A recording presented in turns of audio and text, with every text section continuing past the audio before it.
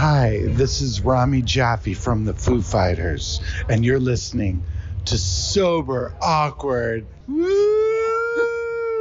Thanks, Rami. Have you ever woken up on a Sunday morning and said, I'm never drinking again, and then found yourself waving $50 at a barman by happy hour? Are you wondering why everyone else can stop at 1 while you head to a dodgy after-party with a weird bloke called Disco Dave? If so, it might be time to take a deeper look at your relationship with your reliable social crutch, alcohol. On each episode, we'll investigate our own dysfunctional dealings with booze and find out if it's possible to stop this deeply ingrained habit before things get too messy. Yep, we're going to open up a shame shed of humiliating drinking stories to help you understand why waking up from a booze coma each weekend with a kebab sticking out of your top pocket might actually be negatively impacting your health. Hamish and I are here to delve into what it's like being sober, an unwanted warts and all look into why giving up those cheeky pints or putting down those mummy wines will make you feel happier, help your anxiety and mental health, and turn you into the most sparkly, authentic version of you. Won't that mean I become boring though, Vic? Well, Hamish, we'll just have to wait and see. I'm Victoria Vanstone. I'm Hamish Adams-Cairns. And this is Sober Awkward. That's a funny little cough, Hamish. Yeah. Very sweet. Just before we start the podcast. Okay, I'm ready. You know how people clear their throat to like gain attention of a room? Yeah. Like teacher would be like, I can't do that. I'm going to have to show you what my mum does now.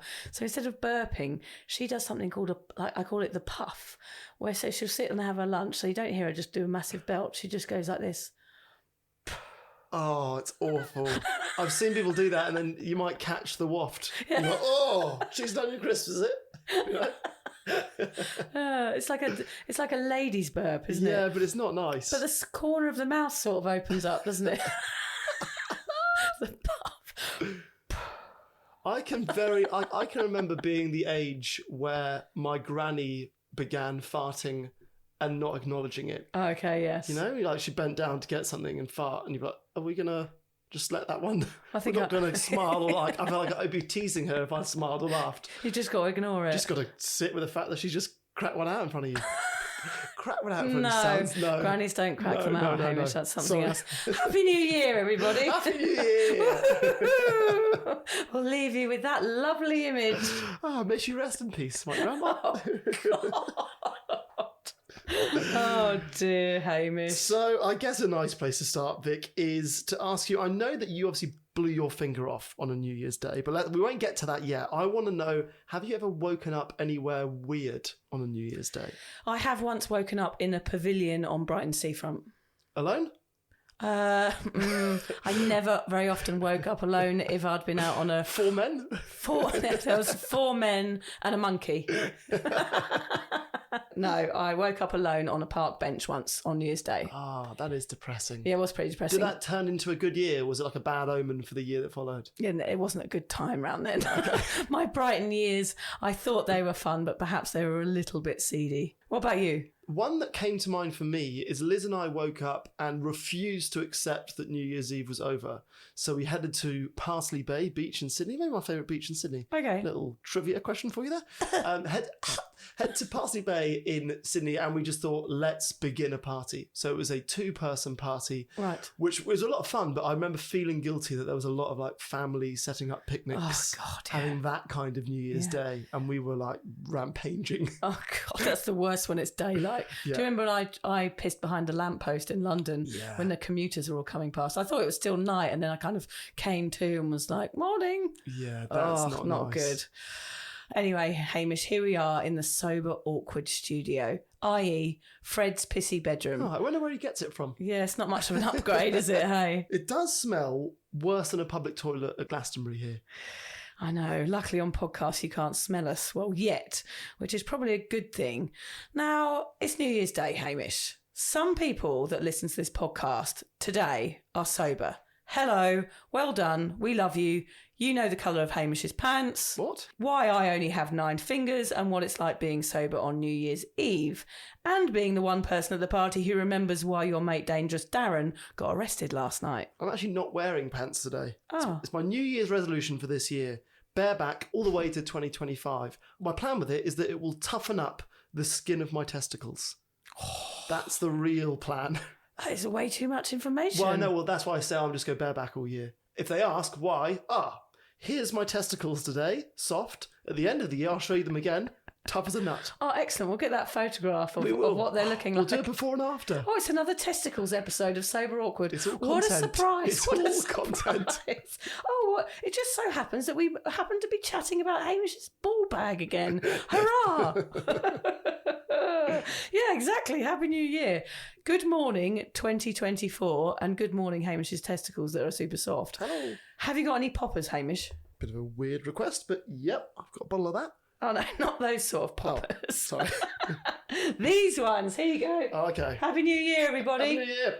Oh, mine didn't go. The string came out. That's a bad omen. Oh, that is a bad It's omen. a bad omen. That's 7 years bad luck, I just isn't it? thought if someone's listening to this podcast hungover Yeah. on New Year's Day and then we've let off a popper into a microphone and they're wearing headphones. Yeah. I apologise for that, guys. I apologise for Sorry that. about that. It's to wake you up and to get you listening. That's it, to shake you into gear. Yep. There'll be a few of you out there today that are hungover and are listening to Sober Awkward for the very first time. If that is you, welcome to the show. You're in the right place. This is a podcast about alcohol, what it does, why we drink, why you might consider the possibility of giving it up. It's also a little bit about my balls. The good thing is that we are here like two annoying little knobheads to guide you on this path to getting sober, while still being able to party, stick to boundaries, moonwalk at weddings, and not lose all of your mates. So we know if you're in the latter, the people that are considering giving up drinking, you're probably feeling like shit right now. You might have been on a bender since Christmas Day. You're feeling bloated after scoffing too many mince pies. The Baileys isn't sitting well in your stomach. You shouted at your Auntie Mavis during a game of Trivial Pursuit for no reason. And you made a tit out of yourself last night at the big New Year's Eve shindig. Whatever. You've woken up questioning if alcohol is really working for you anymore. You've probably Googled, am I an alcoholic? And are pondering what to do next. Well, we are here to answer the questions that are banging around in your anxiety-riddled little head. I must say, if anyone's actually listening to this on New Year's Day, huge respect. Yes. I would have taken me until like the 2nd, 3rd, 4th or 5th of January to go, okay, now I'm feeling okay enough to plug headphones in and listen to a podcast like this. Yeah, because you were in your turmoil of the hangover to even consider anything but a pepperoni passion from Domino's. Yeah. And the 6-hour Netflix binge in your boxes. Yeah. So today we're here to hopefully give you some of the answers, to help you make a New Year's resolution that actually sticks for once, tell you where to start, what to expect when it comes to everything sobriety. We know you all missed the Christmas Day episode of Top of the Pops. That really ages us. That, Yeah, I know doesn't it? We're going to do a much more depressing version of that. A Mike Reed style top 10 countdown of all those questions spinning in your head. What could be the big New Year's number one, Vic? Rehab by Amy Winehouse? Because I Got High by Afro Man? Or Bad Habits by Ed Sheeran? I'm hoping for Sober by Kelly Clarkson, Hamish. Has she got something on Sober? Yeah, she has, yeah. I looked it up, didn't I? Is it good? Looked it up on Google. Is it a good one, though? No, not really. I don't really like her. Now, just so you know, we are not two righteous tossers. Well, not all the time. We've been there and we have felt like you do right now. I woke up every New Year's Day for 25 years and I promised myself that I would quit booze. My New Year's resolutions were as solid as jelly. Or as solid as my son's poo after a kid's party. Exactly. That reminds me, Hamish, we have to say, it is the Stump's birthday today. Oh, it's big, isn't it? Yeah, would you like to kiss it? Never. Go on, Never. Go on, kiss it. I'm not going to kiss you. Hamish, kiss it. I'm not kissing. Oh, God, you've got to kiss it. Fucking Kiss stump. it.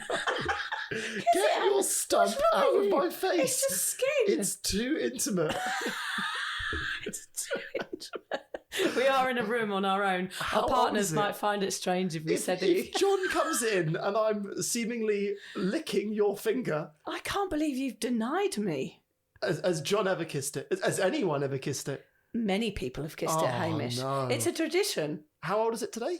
24. 24 years. So for those that don't know, I blew one of my fingers off on the Millennium Night in Thailand, and it is now the Millennium Stump. So yeah, that was one of my famous drinking injuries, Hamish. We should put a bow tie on it. We should do something for it. We can draw a little face on it if you want. Do you want to put the shell of my popper on it? Oh yes, I'll put the popper like it's a little hat. It's just there it is fallen down off. there.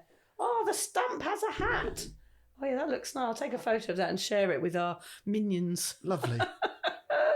It is a tradition now for everybody on New Year's Eve to kiss the stump, Hamish. My New Year's resolution is not to kiss any stumps this year. I've had my fill of stump kissing. Okay, fair enough. Now, why do we have this odd tradition of making promises we know we're going to break on this day anyway? I can't believe the amount of research you've done on this particular thing. I know, by I'm the way. interested. I'm not sure if any of my resolutions ever lasted beyond February. Yeah, and February is my birthday month, so all resolutions are made to be broken when you're born in February. So how early in February is your birthday? 11th. Okay, so if you ever did dry January, would you make it as far as February 11th? I would never do dry January when I was a drinker. That is not something I would have done, Hamish. Anyway, the ancient Babylonians are said to have been the first people to make New Year's resolutions some 4,000 years ago. They had a massive 12-day religious festival, which probably involved a lot of booze, Huge Hamish. piss up. They also made promises to the gods to pay their debts and return any objects they had borrowed. That reminds me, Hamish, can I have that $20 back? And I did lend you my hedge trimmer. My front bush is very untidy. I don't know what you're talking about, Vic. Lovely. Actually, a similar practice occurred in ancient Rome after the reform-minded Emperor Julius Caesar tinkered with the calendar and established January 1st as the beginning of the new year, circa 46 BC. Okay, so it's Caesar's fault. It's Caesar's fault. For earlier Christians, the first day of the new year became the traditional occasion for thinking about one's past mistakes and resolving to do better in the future. So making promises and breaking them has basically been going on for fucking ages. So don't feel bad. No shame here on Sober Awkward. Even if those smart aqueduct building Romans were doing it. What, the Romans invented toilet bleach? Not aqueduct, Hamish, aqueduct. Yeah, Jesus sorry. Christ. Anyway, let's get back in time like a Jive Bunny tune. The New Year's Day hangover. Oh, that's all I've got to say about that. Yeah. It was always one of the worst for me. I remember making promises to myself on that day. I must cut down. I mustn't get blackout drunk. I must stop waking up on waltzers. But then my hangover would dance off into the sunset with one of those pepperoni pizzas, Hamish, and a can of iron brew. And I'd be doing a swan dive on a dirty dance floor a week later. I don't think I've ever drunk iron brew sober or not hungover. Same. It's built for hangovers. And Lucozade. Yeah, Luke's, yeah. And milk. And milk. Mine was milk, remember? I used to down a pint of milk. If this is your first time listening to the podcast, Vic would be hungover, go to McDonald's, Yep. order a milk, Yeah. and drink it by herself. Yeah, sat at the table in my dressing gown. I can just hear them judging you. Glop, glop, glop. I also never considered giving up forever, despite those hangovers. Actually, with the dry January thing, I can remember going, well, I drunk until 3 a.m, so January's fucked anyway. Yeah, You know, yeah, true. Why bother? True, you've entered into the new era. Yeah. So even though I hated those hangovers and I felt like shit all the time, I still carried on. One of the issues is that New Year's Day is a public holiday. Yes. Which is always a good excuse for a piss up. So sobriety wasn't an option for me because I knew I hadn't reached rock bottom. I didn't have an issue as such. And I just drunk because that's what everyone else seemed to do. So I felt like sobriety was not something that was built for me. That's built for people who have really got problems. Yes, of course. Me too, Haim. But we're going to teach all those hungover people out there today that alcoholism is a spectrum. If you're sitting in your bed questioning your behaviour last night, you sit on that spectrum. Everybody does, and that's okay. It doesn't mean you're an alcoholic as such. It just means it might be worth taking a closer look at your drinking habits. So this is a good place to start, Haim. Let's answer the questions. Let's start the countdown. Here we go. Here we I go. thought we should have background music. Oh, actually, let's leave a space there for a bit of music, I think. Yeah, okay. Oh, do we need music? Yeah, Well, we've got that. Yeah. That sounds a bit like the soundtrack to Who Wants to Be a Millionaire. Oh, yeah, it does, And yeah. we'll get to the $25,000 question. Yeah, don't phone a friend though and go on New Year's Day, do you think I'm an alcoholic? Because the likeliness is, after your behaviour last night, that they're going to say yes. Yeah, that's But we don't confronting. care about that word, Hamish, No, do we? we're not into that word. So coming in at number 10, am I an alcoholic? Doodaloo. Some people don't like labels. So if you don't like this one, don't use it. You can be sober curious instead. Someone questioning your alcohol intake, that is all you need to be. Or you could be an ex-drinker, a sober warrior, an ex-pint thief. It doesn't really matter. The words you use are up to you. I just say I'm sober and that's enough. I probably was an alcoholic because alcohol had lots of negative impact on my life, but I find the term conjures up the wrong image of who I am, so I don't use it. What about you, Hamish? Well, on the reverse side of that, the words I am an alcoholic can help someone identify their problem and seek out some support for it. Because it's a frightening phrase. Yeah. I think people can use it on themselves to sort of give themselves that shock that they need to actually take action. That's why some people do use it for the good. Basically, though, it's completely up to you. Whatever makes you feel comfortable. There is a whole community out there of people who are not alcoholics but sit somewhere on that spectrum. I did not know these people existed, Vic. It was like peering behind the door that I'd never been behind and see a huge community of people who are sober curious or gave up without a problem. I think that's a lie, Hamish, because I imagine you peer from behind doors quite a lot. That I am familiar with. Yes. But usually just bathroom doors. And peeking through curtains. Yes. Yes, I can imagine. I'm a peeker. And hiding in public toilets, do you do that as well? Yeah. Yes, okay. Those are all terms and phrases I'm comfortable using about myself. They're your labels. Yes. Yeah. Perv. That's what I identify myself. I'm a perv and that's fine. Don't perv shame me. Not on this podcast. Perv. It's so old school, isn't it? Oh, he's a bit of a perv. Have you met the neighbour? Don't. He's a perv. A pervert. If you kick your football over the fence, don't go get it. Gary's a perv. Have you got Gary's number? Oh, so yeah, finding a community is really important. Sometimes you might need to label yourself for a day to find out where that community is. For example, I found the term sober curious when I read Ruby Warrington's book, and that opened up a whole community of people. And that was a term that I really, really enjoy because it's like a warm hug. It's not as scary as that alcoholic one. And the last thing you want is to feel lonely in this. It can be lonely going sober, so the more people you can surround yourself with who do the same thing, the better. But whether you consider yourself an alcoholic or not, remember that you don't need to be what society considers an alcoholic to give up. In fact, you will find it so much easier to go sober before you develop a problem with booze. I did see something on Instagram yesterday that said, though, if you are Googling, am I an alcoholic? The chances are that you are, or that you do have an issue with alcohol because you're wanting to change. That's all this is about. This is what Sober Awkward is about people that want to change and want to know how to change. Coming in at number 9. Coming in at number 9, Hamish. It feels like we're doing the Radio 1 chart show. It's Yeah, a I love it. childhood dream of mine. Yeah. Number 9. Should I get support? Yes, is the answer to that. It doesn't matter what it looks like. A sober course, AA, a therapist, a mate, your GP, an online community, as we said. We have a free one, cuppa.community. Go to that.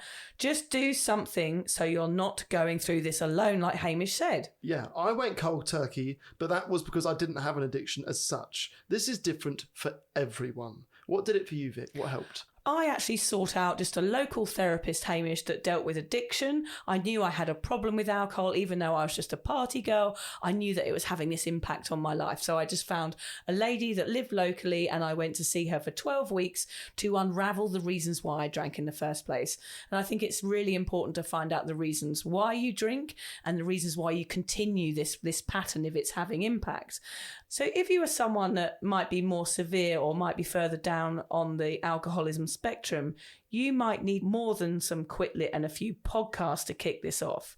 You could go and see a doctor before you stop. Alcohol withdrawal symptoms are hazardous and there is risk of seizure. So be sure to implement the right help for your level of the problem. That is really important to say. Within the first week of me getting sober, I read Sober Curious, which you just mentioned too, and then I delved deep into the research of what alcohol was for this podcast.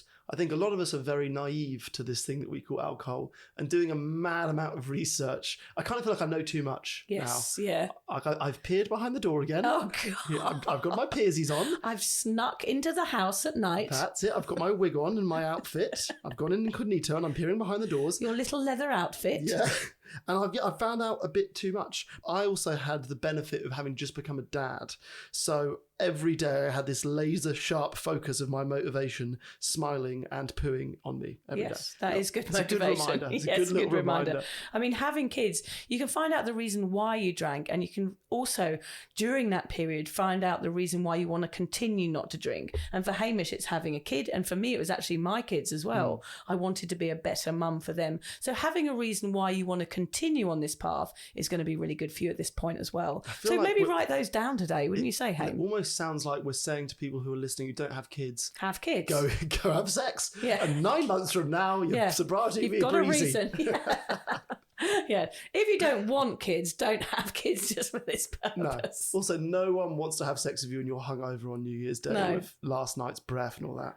Right, what's coming in at number 8, Hamish? How do I tell my friends what I'm doing? This is a big one. It's a biggie. For me, there was no real tactic behind this. There is no secret language that you can use. I just said to them, I'm going sober. I said originally that it was for a year. I could also say it was for this podcast, which is quite a unique thing that I could use as an excuse. Yeah, perfect excuse. But I was actually surprised by how little kickback I got from my mates. And, and I was the normal drinker in my circle of mates. I was not the biggest pisshead. I was average. Like, I clearly didn't have an issue within my circle of mates. I thought they'd be like, what, you? Like, these 9 mates of ours are much worse. Why are they not giving up and you are? But I didn't give my friends the credit that I should have done. They were just quite supportive from day one. I think we read recently a stat, Hamish, where it's something like now 91% of mates, even acquaintances, will not give you hassle when you say to them, I'm giving up drinking. Yeah. Yeah, which is incredible. It's not big an issue, is it? No, it's not as big an issue as you think it's going to be. No. If you say to a mate of yours, drinking isn't working for me anymore, it's not making me feel good, my hangovers are getting bad, I'm getting anxiety, I'm making a tit out of yourself, all of these things, if your mates are your good mates, then they're just going to say, good on you. Yeah. And also, they're probably fed up of you, aren't they, as well? Possibly. Yeah. Possibly fed up of drunk you. I think they'll often find that your mates are relieved. Don't you? Yeah. Yeah, I know that people used to have to kind of look after me on a night out, would just be like, oh, thank God she's given up. This is going to be much better. But if you do want to tell your mates, there's some other ways you can do it rather than on a night out where they could be a little bit confronted by your decision. The best thing to do is just to meet for a coffee or a walk or text them. Join the WhatsApp group and say, sorry guys, I'm coming to the event, but just so you know, I'm not going to be drinking. Do it before the event to stop any awkward interactions when it's your round. I think the trick is to own it. The quicker you accept what you're doing, the quicker your mates will. And pretty soon you'll find that some will follow suit and you've all of a sudden got a few sober mates. I think it's important to maybe avoid the mates in early sobriety. If you're making this decision today, avoid the elbow twisters and the red-nosed beer bullies. Like, don't go to those places where the massive boozers are going to be for a couple of months until you feel like you can really handle it. Coming in at number 7. Number 7. Will I feel better straight away? Will my anxiety go away? For me, my anxiety went away straight away. In the first few weeks, slowly my life and my health began to improve.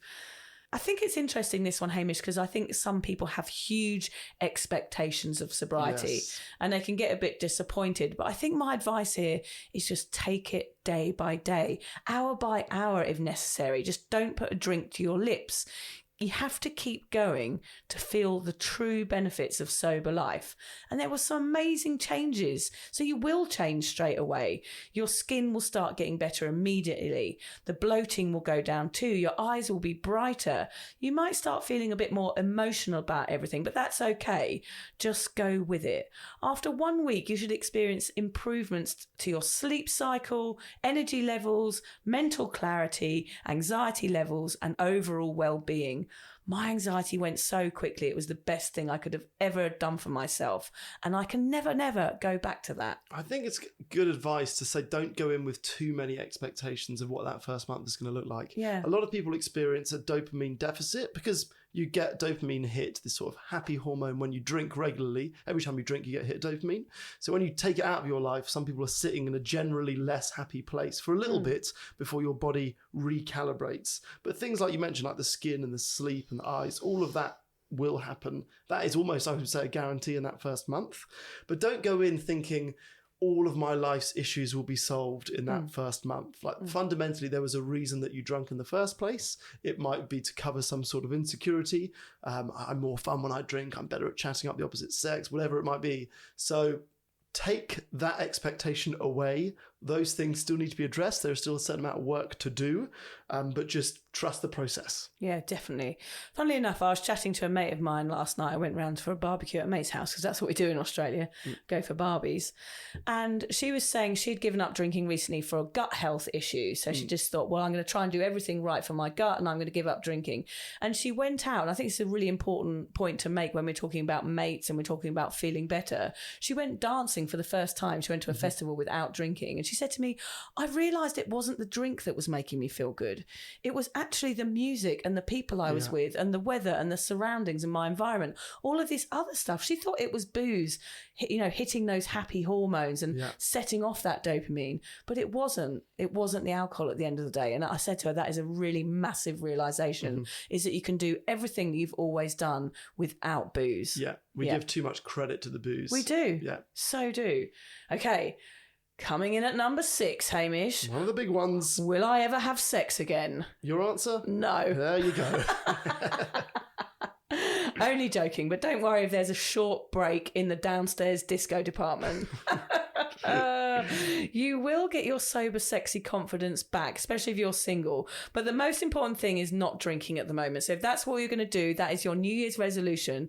Concentrate on that and the other stuff will come along eventually. Also, they say it's not a great idea to date in the first few months because of what rejection and heartbreak can lead to. Excessive wanking. Not wanking, Hamish. Right. That is a terrible sin. What we really mean is don't worry too much. Everything will happen when it's supposed to, organically or orgasmically. Don't put any pressure on yourself. Well, it depends what. Yeah. Is that what wanking Yeah, is? I think it's putting pressure on yourself. But just know there probably won't be many one-night stands. No.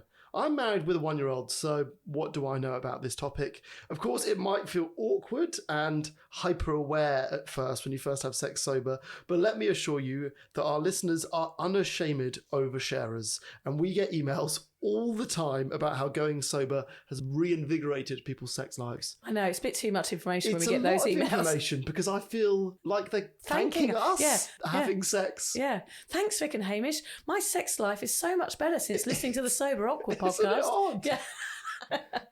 Coming in at number 5. What do I need to add in once alcohol is taken out? Right, what you need to do is figure out another way of spoiling yourself that isn't booze. Fancy meals that you might be able to afford now that you're not having drinks on your bill. That's something that I've really enjoyed recently. You can now afford regular massages. I reckon we probably spent easily $30 minimum a week on alcohol. Is that fairly liberal? God, that's very liberal. That's like... Well, that's the level of drinker that Hamish was. Okay. Yeah, so I would probably spend $200 Okay, so a you can week get a on booze. massage from Gandhi for $200. So yeah, give yourself some massages. No, that sounds like wanking again. Oh, God. Go and get massages is a nice way of Give spoiling yourself a special 5-finger hand massage. Didn't need to know the amount of fingers. We both eat a little more chocolate. 4.5.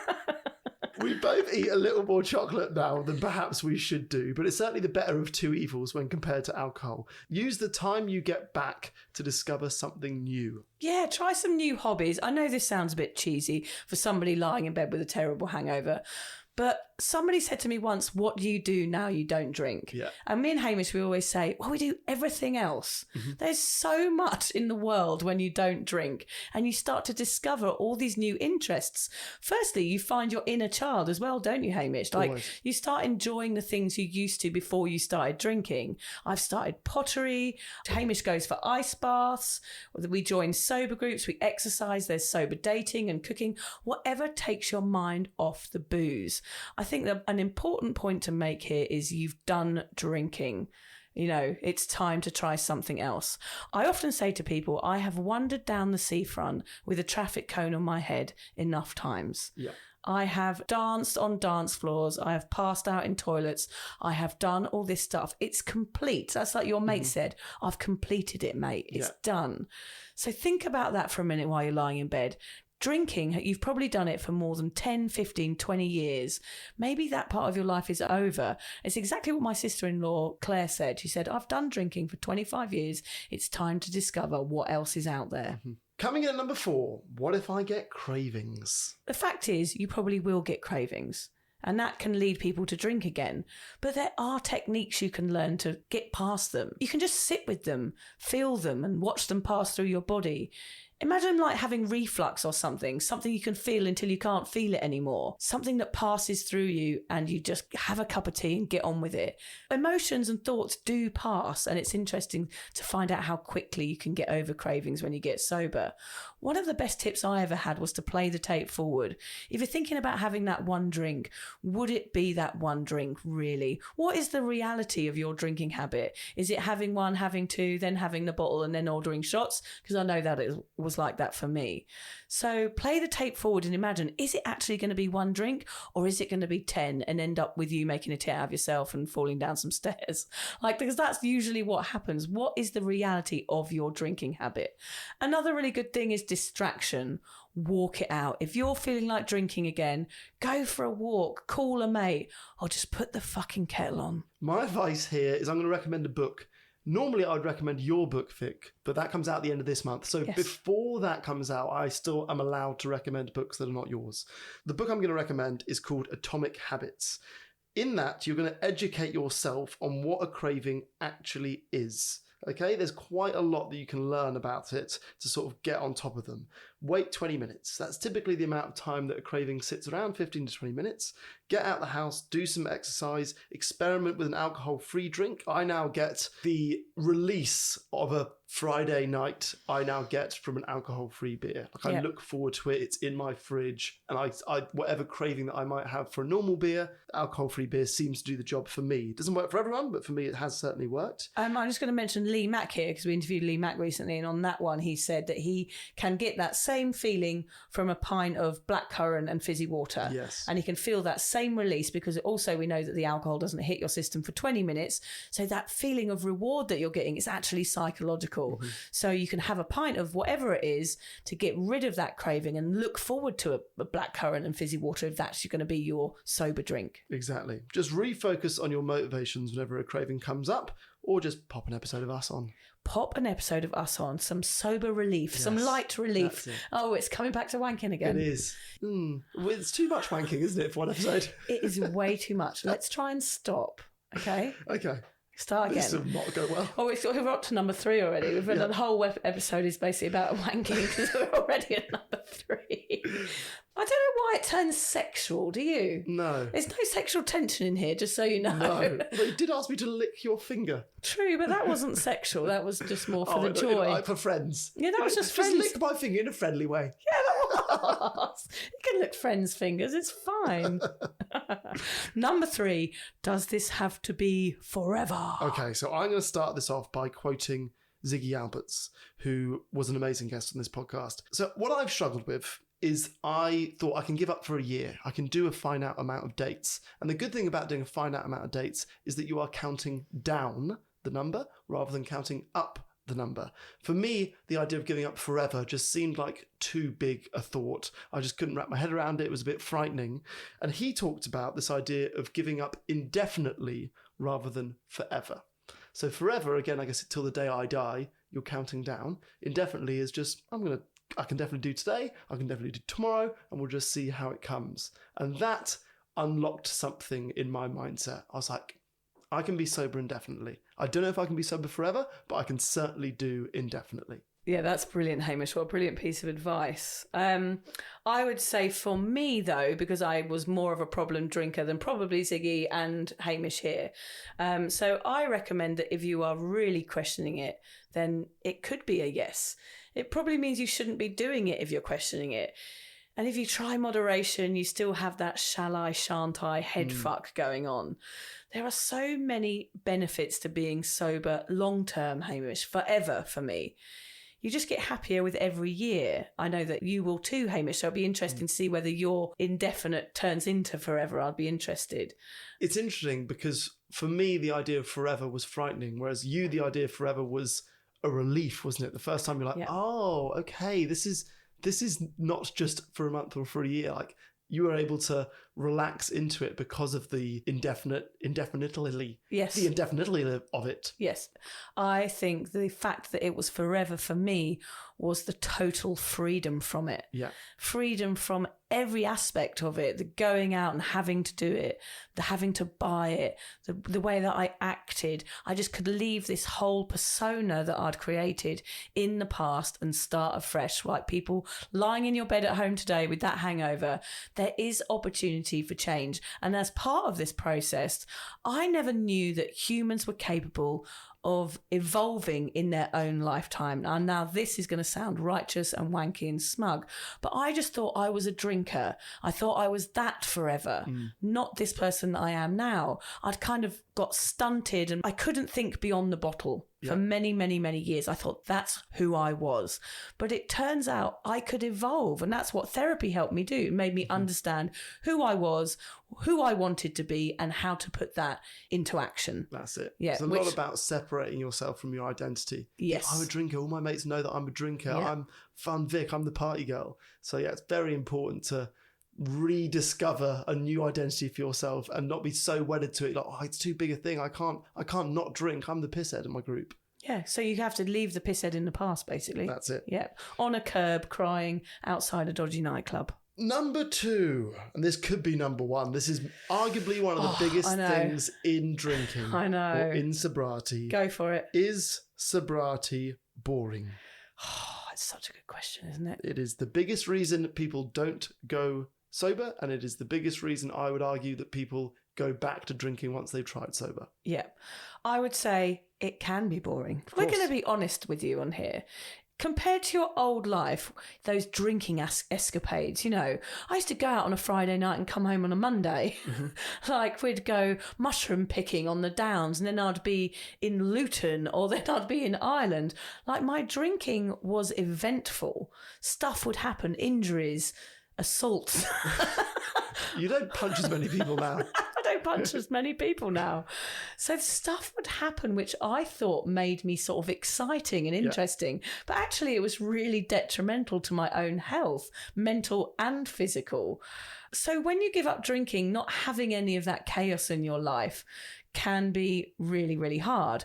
A really good analogy that I had in early sobriety, I've told it on the podcast before, but it's important to say it here, was when my therapist said to me, like, imagine you're on a roundabout at a kid's park and everybody you know is on it and it's spinning and everyone's drinking and shouting and laughing and there's music and it's spinning around and you're on it and you're laughing too. She said, imagine now stepping off, just stepping off the roundabout and being an observer. And I was like, what? I can step off. And it felt liberating. I stepped off, and that's what sobriety is for me. I've stepped out of the chaos. And for some, that may seem boring, but for me, it just represents absolute contentment. Yeah. I'm going to answer this question with a question, which is very woo-woo. So people say, isn't sobriety boring? Well, I would say, isn't drinking also sometimes boring? Very. Aren't hangovers boring? Yep. Spending entire holidays in pubs and bars instead of seeing the place that you're on holiday. Yeah, making memories. I feel like I'm full of energy now. I've got way more time on my hands, which is not boring. I'm more present with my friends and family. I'm trying to make a positive impact on the world through this podcast and helping people in any way I can. So I would say it's not boring. Your life is going to be full of ups and downs, boring days and exciting days. And I don't think that giving up drinking necessarily changes that too much. Yeah. There is a bit of FOMO in sobriety. Like you feel like you're missing out on stuff. And I think it's important to do things that you never did before, like we talked about earlier, the hobbies, and fill those spaces with stuff so you don't feel like you're missing out. In fact, you feel like you're doing more than your mates. I feel like I do more than most people I know that drinks. I go to clubs and different stuff. Yeah. And I think it's really important to fill that time. Our mornings are fun now. Our mornings I are had fun. Not a lot of fun mornings when I was drinking. No. And you've got to reframe that word boring. Is boring, is that just because you're not going out, or is boring now that you actually feel good and you feel happy with yourself and you have boundaries and you have clear skin and you take care of yourself now? And boring is actually cool, Hamish. Well, somebody said to me that going sober meant that they sit somewhere between 5 out of 10 and 8 out of 10 all the time. Okay. Was that when they were drinking, it was like 1, 2, 10, 9, 1, 2, Yes. 10, 5. Yeah. And I was like, okay, that's... And some people think, well, that's boring. Yeah. I want to have the 10s and they're worth the 1s. I don't think it is anymore. Because you spend a lot of time when you're drinking is chasing a high, like you do with any drug. And you think, well, this first drink is going to make me feel better. And of course it does momentarily, but then you're chasing that high and you spend your whole night feeling anxious because you're trying to get drunk and trying to get rid of the anxiety you're feeling. Yeah, so all of that takes up a lot of space in your brain. You end up being preoccupied by alcohol. And you are having these ups and downs. But actually, when you stop, the preoccupation goes, you have space in your brain for other stuff. And that wiggly line that you're talking about, it becomes a flat line. Now, that isn't death. That's actually you just feeling more happy, more content and more solid, more confident when you go out. All of these incredible things happen to you. It takes time and it takes work, but it is so worth it. The last thing I'll say on boring is, when you have a night out and it is a boring night out and you're like, let's get a round of shots in. Like, let's make this boring night better by all getting stepping up the drinking. Yeah. Which rarely worked. Never worked. When you're sober now and a party gets boring, and most parties eventually get boring, you can just leave. Just leave. You can drive if you want to drive. You can drive. Backdoor it. It's the best thing about going sober is just tapping out when a party starts to turn shit. And I think a lot of it is about that social confidence, because a lot of us, we drink because it's almost expected of us. And actually having the confidence to go to a party and then say, right, I'm out, I'm done, this is boring, and leave at the point where you actually want to, there's nothing more badass than that. For sure. Number one. Here we go. Here we go. It is, can I really do this? Well, you know what our answer's going to be, don't you? No, you can't. Give up. No, you can't. Stay in bed and drink tomorrow. I think my answer has to be, Hamish, if I can do it, you can That's too. what I was going to say. Yeah. Spot on. Someone like me, who was a massive party girl, it was ingrained in every single part of me. Every bone in my body was destined to be a binge drinker, a ladette and a party girl. I never thought that I could look outside that. I had to gather my tools, which were podcasts, Quitlit, a therapist, tea, lint balls, early bed, all of these things that I've had to learn to step into this new version of me. And I've done it. And I've done it for 5.5 years. It's the best decision I've ever made in my life. I didn't know that I could evolve. I didn't know I could change. And I didn't know that there was a whole other life waiting there for me. And that I could be a more present mum. And I could, do all the things that I imagined I could never do a podcast, write a book. It's all come because of sobriety, Hamish. This will happen to you too. You will change, and it might be painful at first, but it will be wonderful.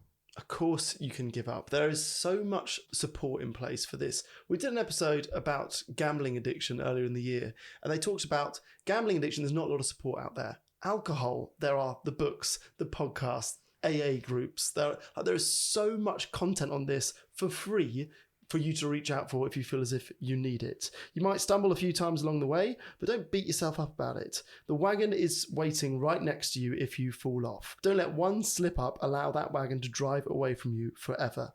You can do it, and you'll be part of an enormous team. The reason I say that is New Year's Day has to be the most popular day for people to go sober globally. Yeah, so go on today and join our Cuppa community. It's free. It's a place where you'll meet other people doing exactly what you're doing. We've both experienced huge changes in ourselves since giving up alcohol, all positive.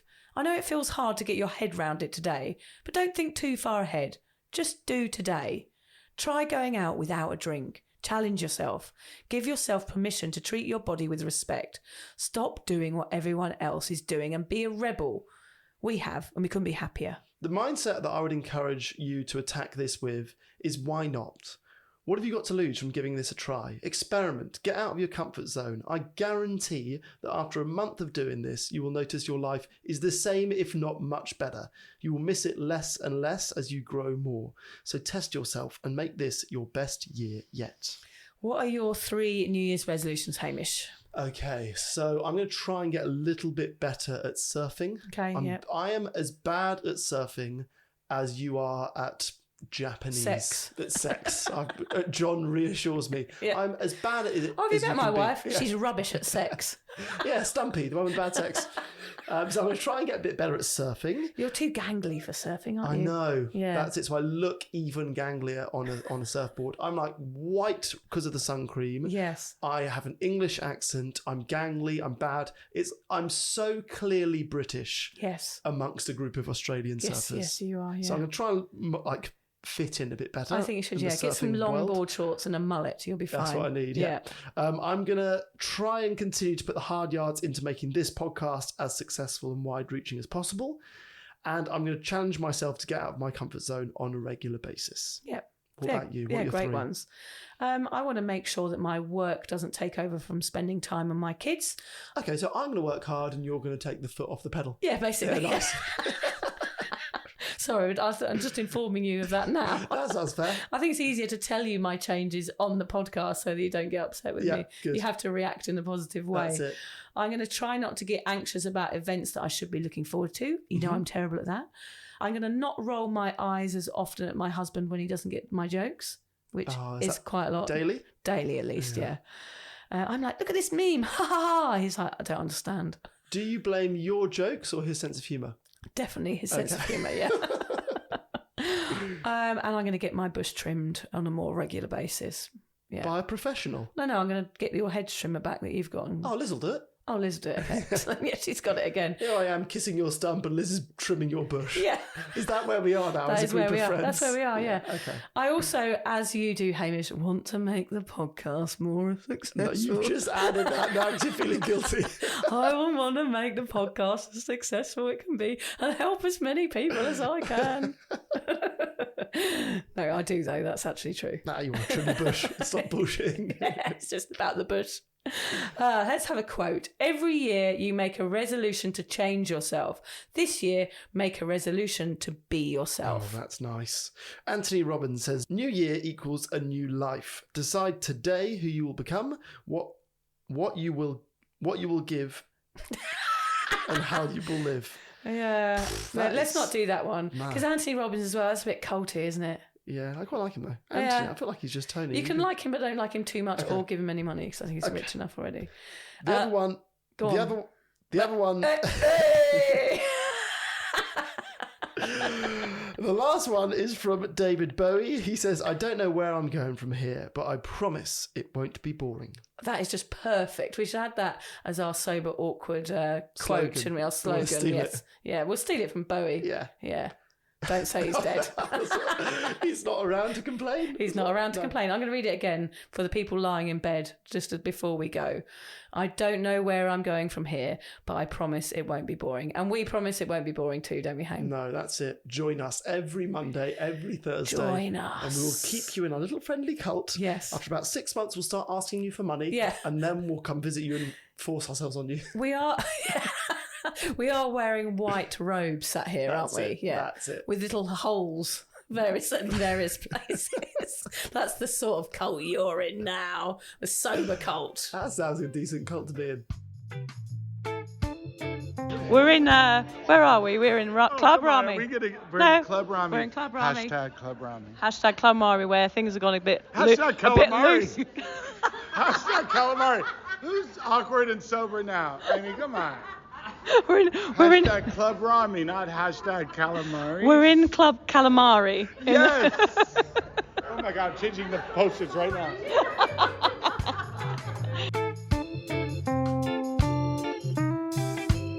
If you're questioning your relationship with booze, you're struggling to moderate, or your hangovers are causing anxiety, it might be time to reach out for some support. Yeah, just talk to a mate about how you're feeling, contact a local doctor, find an AA or sobriety group. Vic's got one. Yeah, just head to www.cuppa.community. Remember, if you're questioning yourself, it might be time to seek support. Even though this journey can be awkward, it is definitely worth it. And if you've enjoyed the Sober Awkward podcast, don't forget to review it, rate it, and share it with your mates. Do they have to share it with their mates? Yeah, of course they do. I'm not doing this for nothing, Hamish. Bloody hell. How do they share it?